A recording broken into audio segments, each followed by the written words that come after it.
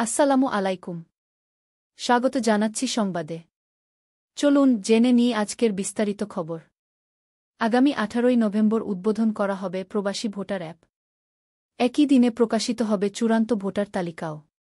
নির্বাচন কমিশন সচিবালয়ের সিনিয়র সচিব আক্তার আহমেদ এই তথ্য জানিয়েছেন। তিনি বলেন, মূলত 16 নভেম্বর এই অ্যাপ উদ্বোধনের পরিকল্পনা করা হয়েছিল। কিন্তু সেদিন রোববার হওয়ায় বিশ্বের অনেক দেশে সাপ্তাহিক ছুটি। তাই প্রবাসীদের সুবিধার কথা ভেবে তারিখ পরিবর্তন করে 18 নভেম্বর নির্ধারণ করা হয়েছে। উদ্বোধনের সুনির্দিষ্ট সময় পরে জানানো হবে। প্রবাসী বাংলাদেশিদের ভোটাধিকার নিশ্চিত করতে এই অ্যাপটি তৈরি করা হয়েছে। এর নাম দেওয়া হয়েছে postal vote BD first of vote bed. সচিব আক্তার আহমেদ জানান, চূড়ান্ত ভোটার তালিকা প্রকাশের মাধ্যমে এবারের হালনাগাদ কার্যক্রমের আনুষ্ঠানিক সমাপ্তি ঘটবে। এই অ্যাপের মাধ্যমে প্রবাসে থাকা আমাদের নাগরিকেরা দূতাবাস বা হাইকমিশনের মাধ্যমে ভোটার হিসেবে নিবন্ধনের সুযোগ পাবেন। এটি দীর্ঘদিনের একটি উদ্যোগের সফল বাস্তবায়নের নতুন এক অধ্যায় তৈরি করবে। এবার আসি আরেকটি গুরুত্বপূর্ণ প্রসঙ্গে।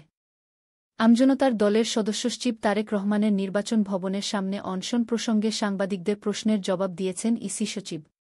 তিনি বলেছেন, কমিশন আইনগতভাবে যা বলার তা চিঠির মাধ্যমে জানিয়ে দিয়েছে।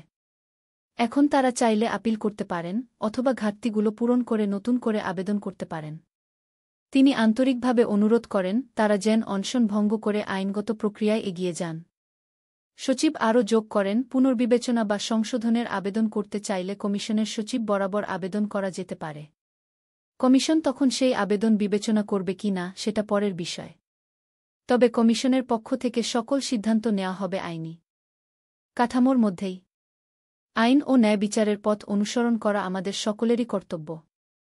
এই প্রসঙ্গে পবিত্র কুরআনে আল্লাহ তায়ালা বলেন, নিশ্চয়ই আল্লাহ ন্যায় বিচার করতে এবং উত্তম কাজ করতে আদেশ দেন। সূরা নাহল ১:৬-৯-০। আইন মেনে চলা এবং শান্তিপূর্ণ সমাধান খোঁজা সকল নাগরিকের জন্যই কল্যাণকর। নির্বাচন ভবনের নিরাপত্তাও একটি গুরুত্বপূর্ণ বিষয়।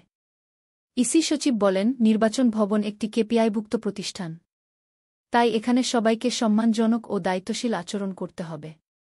এদিকে রাজনৈতিক দলগুলোর সঙ্গে সংলাপের প্রস্তুতি নিচ্ছে নির্বাচন কমিশন। সচিব আক্তার আহমেদ জানান, প্রার্থী এবং রাজনৈতিক দলের আচরণবিধিমালার গেজেট প্রকাশের অপেক্ষায় আছেন তারা।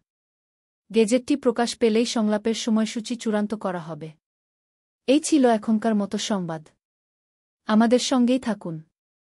আল্লাহ হাফেজ।